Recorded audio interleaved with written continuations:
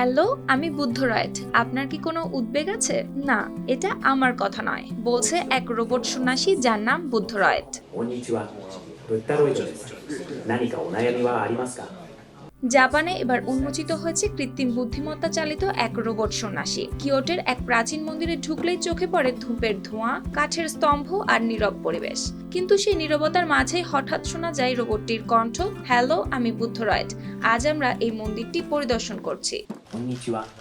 ブッダロイドです。 Stella featuring next level. Well done, side by side, free.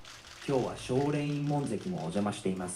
জাপানি গবেষকদের দাবি এই রোবট শুধু প্রযুক্তির প্রদর্শনী নয়, বরং ভবিষ্যতে আধ্যাত্মিক পরামর্শদাতা হিসেবেও ভূমিকা রাখতে পারে। এমনকি তাদের মতে একদিন মানব সন্ন্যাসীর ঘাটতি পূরণেও কাজে লাগতে পারে এই উদ্ভাবন। মন্দিরের প্রবেশপথ পেরিয়ে ভেতরে গেলে দেখা যায় রোবটটি শান্ত ভঙ্গিতে বসে আছে। দর্শনার্থীদের উদ্দেশ্যে বিদায়ের সময় জানাচ্ছে, আপনাকে অনেক ধন্যবাদ, আবার দেখা করার জন্য অপেক্ষা করব। ありがとうございます。またいつでもお待ちしております。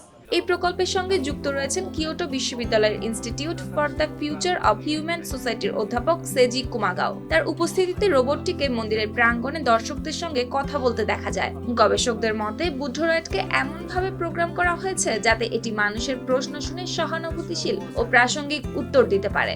私はロボット。 সুপ্তি রায়, RTV।